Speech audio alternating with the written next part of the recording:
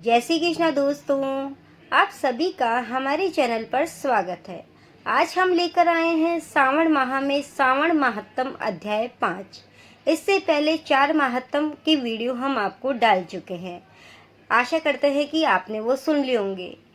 5वां अध्याय। ईश्वर बोले, हे सनत कुमार, करोड़ पार्थिव लिंगों के महात्म तथा पुण्य का वर्णन नहीं किया जा सकता। जब मात्र एक लिंग का महात्म नहीं कहा जा सकता तो फिर करोड़ों लिंगों के विषय में कहना ही क्या। मनुष्य को चाहिए कि करोड़ लिंग निर्माण असमर्थता में 1,00,000 लिंग बनाए या 1,000 लिंग बनाए या 100 लिंग ही बनाए। यहाँ तक कि एक लिंग बनाने से भी मेरी सन्निधि मिल जाती है। षडाक्षर मंत्र में 16 उपचारों के द्वारा भक्तिपूर्ण मन से भगवान शिव की पूजा करनी चाहिए। ग्रह यज्ञ के साथ उद्यापन करना चाहिए। उसके बाद होम करना चाहिए और ब्राह्मणों को भोजन कराना चाहिए। हे सनत कुमार, इस अनुष्ठान को करने वाले की अकाल मृत्यु नहीं होगी। यह व्रत बांझपन को दूर करने वाला, सभी विपत्तियों का नाश करने वाला तथा सभी संपत्तियों की वृद्धि करने वाला है। मृत्यु के पश्चात वह मनुष्य कल्प पर्यंत मेरी समीप कैलाश वास करता है। जो मनुष्य श्रावण मास में पंचामृत से शिव जी का अभिषेक करता है, वह सदा पंचामृत का पान करने वाला, गोधन से संपन्न, अत्यंत मधुर भाषण करने वाला तथा त्रिपुर के शत्रु भगवान शिव को प्रिय होता है। जो इस मास में अनुदान व्रत करने वाला तथा हविष्यान ग्रहण करने वाला होता है, वह व्रीहि आदि सभी प्रकार के धान्यों का अक्षय निधि स्वरूप हो जाता है। पत्तल पर भोजन करने वाला श्रेष्ठ मनुष्य सुवर्ण पात्र में भोजन करने वाला तथा शाक को त्याग करने से शाक कर्ता हो जाता है। श्रावण मास में केवल भूमि पर सोने वाला कैलाश में निवास प्राप्त करता है। इस मास में एक भी दिन प्रातः स्नान करने से मनुष्य को 1 वर्ष स्नान करने के फल का भागी कहा गया है। इस मास में जितेंद्रिय होने से इंद्रिय बल प्राप्त होता है। इस मास में स्फटिक, पाषाण, मृत्तिका, मरकतमणि, पिष्टि, धातु, चंदन, नवनीत आदि से निर्मित अथवा अन्य किसी से भी शिवलिंग के में साथ ही किसी स्वयं आविर्भूत न हुए लिंग में श्रेष्ठ पूजा करने वाला मनुष्य सैकड़ों ब्रह्महत्या को भस्म कर डालता है। दोस्तों, आगे का महत्व सुनने से पहले हमारे चैनल को लाइक, शेयर एंड सब्सक्राइब अवश्य कर दें। शेयर करके अन्य लोग ये महत्व सुनेंगे तो उनका पुण्य का फल भी आपको प्राप्त होगा, इसलिए शेयर जरूर करिए। किसी तीर्थ में सूर्य ग्रहण या चंद्र ग्रहण के अवसर पर 1,00,000 जप से जो सिद्धि होती है, वह इस मास में एक बार के जप से ही हो जाती है। अन्य समय में जो 1000 नमस्कार और प्रदक्षिणा की जाती है, उनका जो फल होता है वह इस मास में एक बार करने से ही प्राप्त हो जाता है। मुझको प्रिय इस श्रावण मास में वेद पारायण करने पर सभी वेद मंत्रों की पूर्ण रूप से सिद्धि हो जाती है।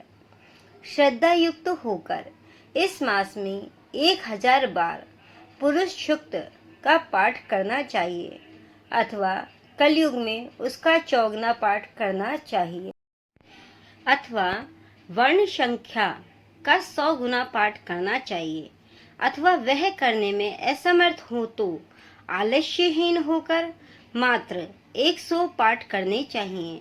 ऐसा करने वाला मनुष्य ब्रह्महत्या आदि पापों से मुक्त हो जाता है, इसमें कोई संदेह नहीं है। गुरु पत्नी के साथ संसर्गजन्य पाप के लिए यही महान प्रायश्चित है।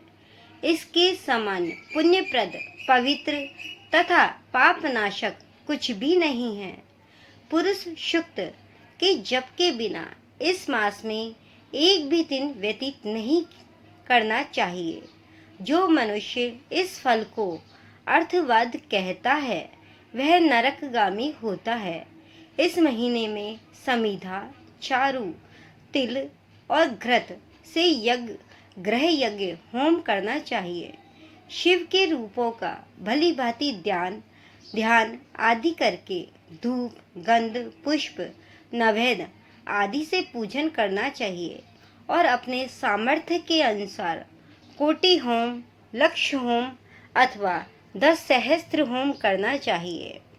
विभूतियों ओम भू, ओम भुवः, ओम स्वः के साथ तिलों के द्वारा भी यह ग्रह यज्ञ नामक होम किया जाता है। हे सनत कुमार, इसके बाद अब मैं 12 के व्रतों का वर्णन करूंगा, आप सुनिए। ए अनघ, उसमें सर्वप्रथम मैं आपको रविवार का व्रत बतलाऊंगा। इस संबंध में लोग एक प्राचीन इतिहास को कहते हैं। प्रतिष्ठानपुर में सुकर्मा नामक एक द्विज था। वह दरिद्र, कृपण तथा भिक्षावृत्ति में लगा रहता था। एक बार वह धान्य मांगने के लिए घूमते घूमते नगर में गया। उसने किसी एक गृहस्थ के घर में मिलकर रविवार का उत्तम व्रत करती हुई स्त्रियों को देखा।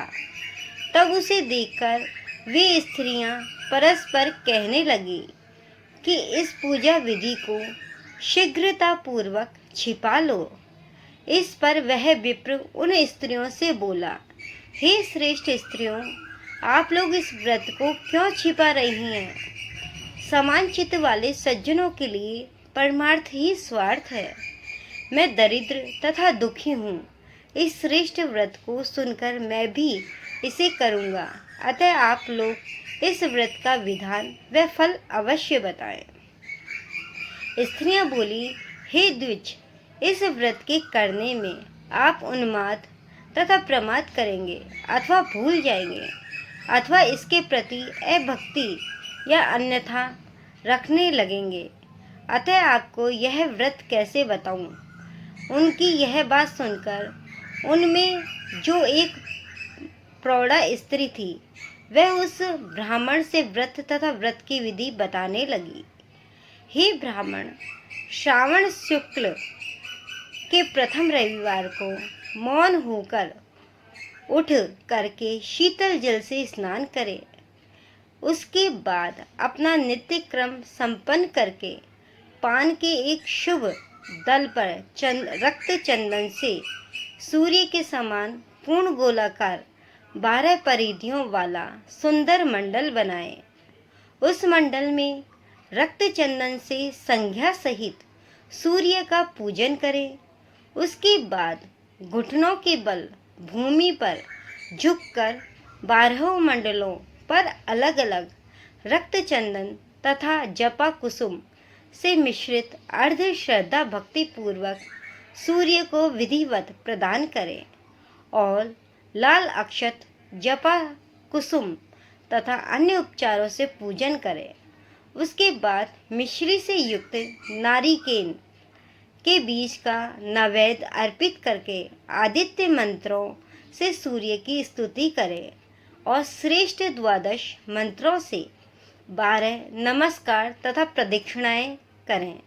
उसके बाद 6 तंतुओं से बनाए गए सूत्र में 6 ग्रंथियां बनाकर देवी सूर्य को अर्पण करके उसे अपने गले में बांधें और पुनः 12 फलों से युक्त वायन ब्राह्मण को प्रदान करें।